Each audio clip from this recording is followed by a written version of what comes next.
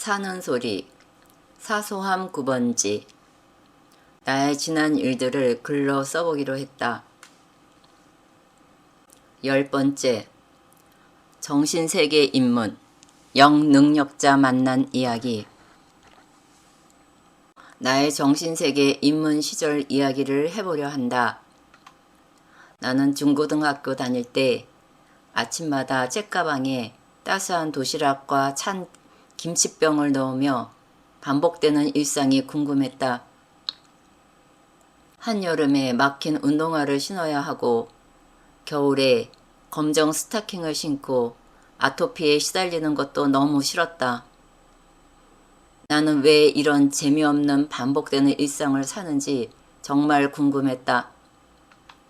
군무력증이 시작된 이후에는 내게 일어나는 일에 대한 궁금증이 더 커져갔다. 모태 신앙으로 익숙해진 종교 안에서는 더더욱 이상했다. 습관처럼 반복하는 기도 내용도 내가 그대로 지켜내기엔 불가능 같았다. 생각과 말과 행동으로 습관된 죄를 살펴야 한다는 것이 어떻게 가능하단 말인가.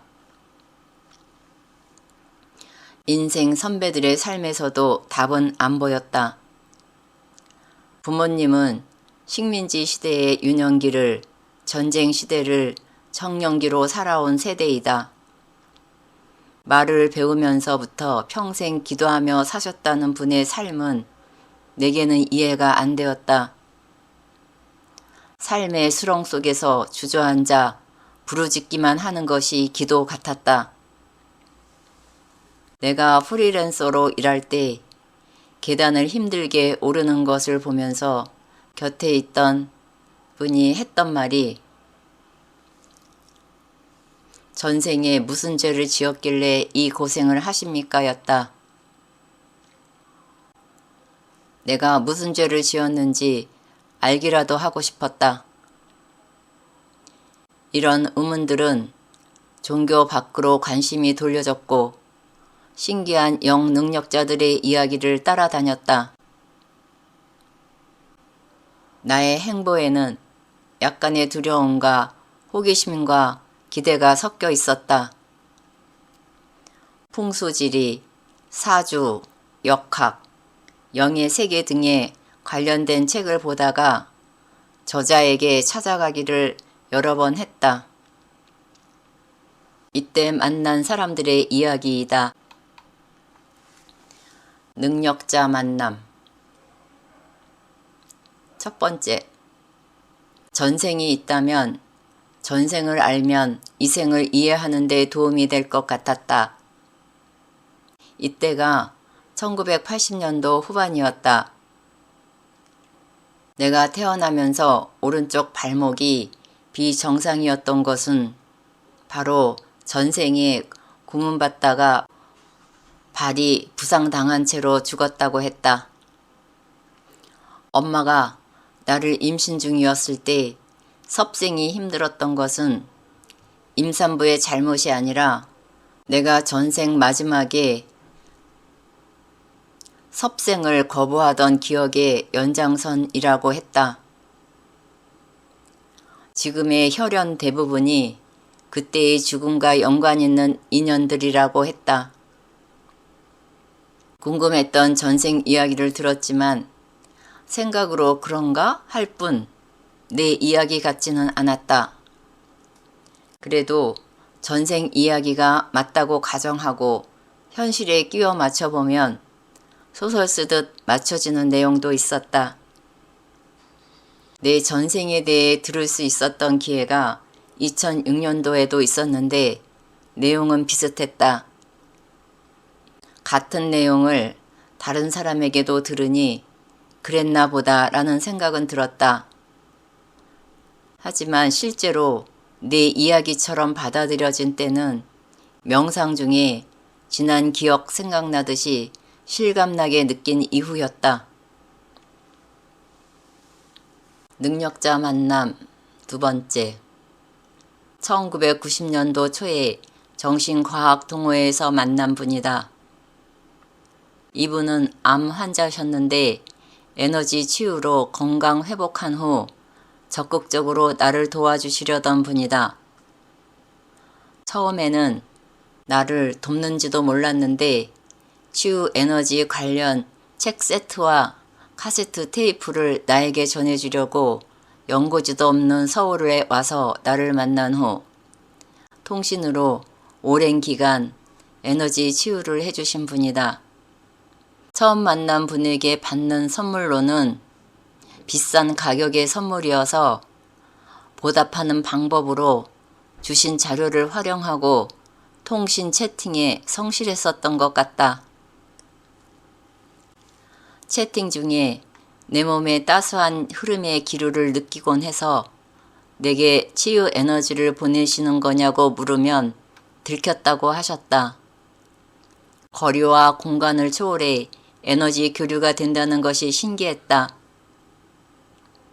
이분 자신이 효과를 경험하셨기에 나를 도우신 것인데 나는 그 에너지에 신뢰하는 마음이었다기보다는 사람에 대한 예의였다고 생각된다. 집중하던 시기에는 피로회복이나 두통 완화 등에도 많은 도움을 받았다. 능력자 만남 세 번째. 방송에 출연한 모 대학의 명예교수님 말씀을 보다가 이분이 쓰신 책을 구입했다. 만병통치 능력자 같은 분으로 소개한 내용을 보고서 아버님과 아드님이 함께 운영하는 수련원에 찾아갔다. 당신들은 오는 사람에게 최선을 다할 뿐 이곳에 오는 모든 사람이 호전되는 것은 아니라고 하셨다. 본인이 간절하게 회복되기를 원하거나 환자 옆에 지극정성인 분이 있는 경우에는 효과가 좋다고 하셨다. 나는 누웠고 내 머리 위에 앉아 계셨는데 내 몸 여기저기에서 얼음이 풀리는 듯 나른해졌다. 치유가 끝나면 깊은 잠을 자고 일어난 것 같이 가볍고 편안했다.